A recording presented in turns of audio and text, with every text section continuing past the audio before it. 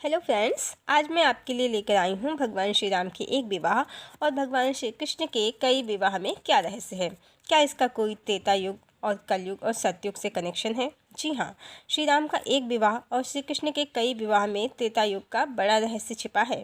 कहते हैं कि राम बहुत सुंदर थे, होंगे भी क्यों नहीं, ईश्वर का अवतार थे, ईश्वर तो सुंदर होगा ही। श्री त्रेता युग में बहुत सी कन्याओं ने राम को मन ही मन पति रूप में प्राप्त करने की कामना कर ली। अब भगवान तो सबकी इच्छा पूर्ण करते हैं। हमारी इच्छाएं ही तो इस संसार के जन्म मरण के खेल में घूमने का कारण है। ईश्वर का कोई भी कार्य बिना कारण नहीं होता, सभी घटनाएं पूर्ण नियोजित होती हैं।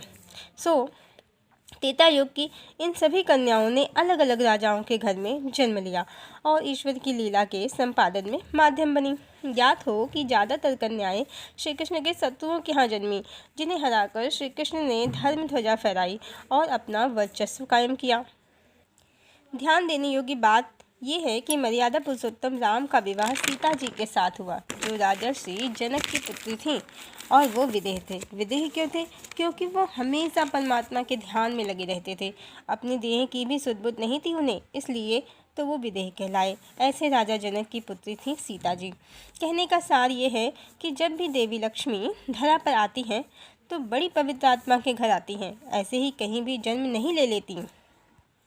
अब श्री कृष्ण की तो सभी पत्नियां उनके शत्रुओं के यहाँ ज़्यादातर जन्मी, तो उनके जन्म का कारण सिर्फ और सिर्फ अधर्म पर धर्म की विजय और त्रेता युग की उन सभी कन्याओं की इच्छा को पूर्ण करना था।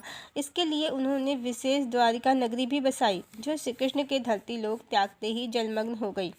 अब प्रश्न उठता है कि श्री कृष्ण की लक्ष्मी कौन है? राम की लक्ष्मी तो देवी सीता है निस्संदेह, क्योंकि राम ने तो दूसरा विवाह ही नहीं किया। इसका भी भेद हम निकालेंगे। इस बार कहानी बदल गई। इस बार श्री कृष्ण का देवी लक्ष्मी से विवाह नहीं हुआ, वो प्रेमिका बन गई। देवी राधा ही देवी लक्ष्मी है। इसको हम ऐसे समझते हैं, श्री राम ने माता सीता को एक वचन दिया, उनके अतिरिक्त किसी अन्य को वो स्वयं पर अधिकार नहीं देंगे। ये वचन श्री कृष्ण ने अपनी किसी भी पत्नी को नहीं दिया। अब जो लोग भौतिक जगत को ही सत्य मानते हैं, वो विवाह को लक्ष्मी होने की प्रथम शर्त मानते हैं। पुराण तो ये भी कहते हैं कि ब्रह्मा जी ने श्री कृष्ण की राधा जी से शादी कराई थी। ये सब अलंकारिक है।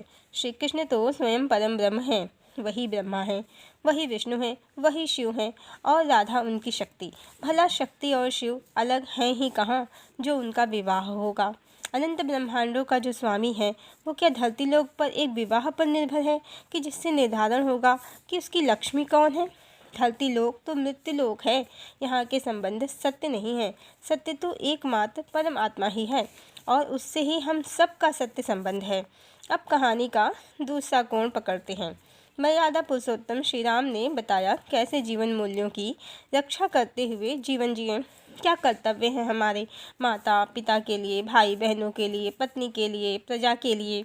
रामायण का तो हर चरित्र ही अपने आप में उत्तम है। भरत और लक्ष्मण तो त्याग की मूर्ति ही हैं। उर्मिला और मांडवी भी सहनशीलता की देवी हैं। शत्रुघ्न और सुतकीर्ति तो सरलता के प्रत्यक्ष प्रमाण हैं। अब श्री कृष्ण का जीवन हमें सिखाता है कि कैसे सभी संबंधों और कर्तव्यों को निष्काम भाव से निभाएं। यही संदेश उन्होंने गीता में भी दिया। फिर भी हम राधा जी को ही क्यों लक्ष्मी माने, श्री कृष्ण की आदि शक्ति क्यों माने?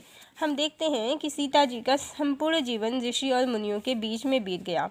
पहले वह राजा श्री जनक के घर में रहीं, फिर श्री राम के साथ वन में भी ऋषि मुनियों के बीच में रहीं, और निष्कासन के बाद वाल्मीकि ऋषि के आश्रम में भी रहीं। इसी प्रकार राधा जी का जीवन भी गोपियों रूपी ऋषियों के बीच में ही बीता। कहते हैं कि ये गोपियाँ त्रेता युग के ऋषि मुनि ही हैं। अब दूसरा साक्ष्य भी देखते हैं। जिस प्रकार सीता जी और राम जी ने स्वयं को प्रथम बार आमने सामने देखकर अपना अलौकिक संबंध जान लिया था, उसी प्रकार राधा और कृष्ण ने भी अपना अलौकिक संबंध जान लिया था। अब तीसरा साक्ष्य देखते हैं, विरह। कुछ लोग कहते हैं विरह तो रुक्मिणी का भी हुआ था श्री कृष्ण से, तो वो लक्ष्मी क्यों नहीं है? विरह लक्ष्मी होने की शर्त नहीं है। हाँ, सीता जी का श्री राम से जो विवाह हुआ वह उनके जीवन पर्यंत चला, और राधा जी का भी श्री कृष्ण से जब विवाह हुआ तो वह भी उनके जीवन पर्यंत चला। मतलब कहानी अधूरी ही रह गई। दोनों में बहुत ही समानता है।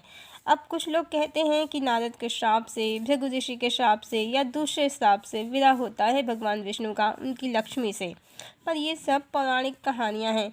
सत्य तो यह है कि वह परम ब्रह्म को कोई क्या श्राप देगा, वह पूर्ण है। इसलिए जब भी वो इस माया के संसार में अवतार लेता है तो दो रूपों में बढ़ जाता है और खुद को अपूर्ण कर लेता है और एक दूसरे के लिए तड़पता रहता है। इस संसार में सभी अपूर्ण हैं, सब परमात्मा को प्राप्त करने आए हैं। ये बात अलग है कि हम सब माया के खेल में फंस जाते हैं और अपूर्णता को दूर करने के लिए भौतिक चीज़ों और भौतिक संबंधों के बीच में फंस जाते हैं। अब परमात्मा को तो कुछ भी अप्राप्त नहीं है, तो वह स्वयं ही दो रूपों में विभक्त हो जाता है।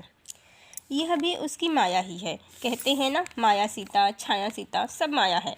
श्री कृष्ण भी गीता में कहते हैं, नैनम छिदन्ति शास्त्राणि नैनम दहति पावका न चैनम क्लेदयन तापो न शोषयति मारुता। इस आत्मा को तो कोई काट नहीं सकता, तो माया ही है जो वो दो शरीरों में दिखता है। वास्तव में वो अपनी शक्ति से कभी अलग होता नहीं। इसी को संत अपनी भाषा में कह देते हैं कि राधा कृष्ण का तो नित्य मिलन है। यही वह परम ब्रह्म अपनी शक्ति से अलग हो जाए तो वह धरती, ब्रह्मांड, अनंत ब्रह्मांड सब खंड खंड हो जाएं।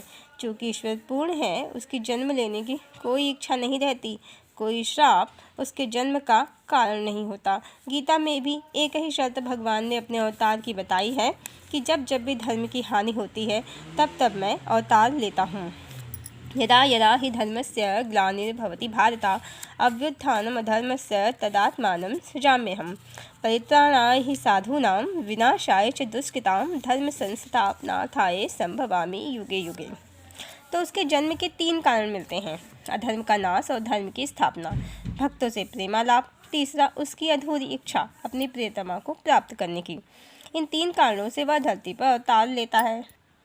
वह अपनी प्रिया से मिलता है, प्रेम करता है, दूर हो जाता है, विरह में तड़पता है, निष्काम हो जाता है, संसार से वैरागी हो जाता है और फिर सिर्फ और सिर्फ संसार के हित के लिए कार्य करता है और अंत में अपनी शक्ति को स्वयं में मिलाकर संसार से लौट जाता है।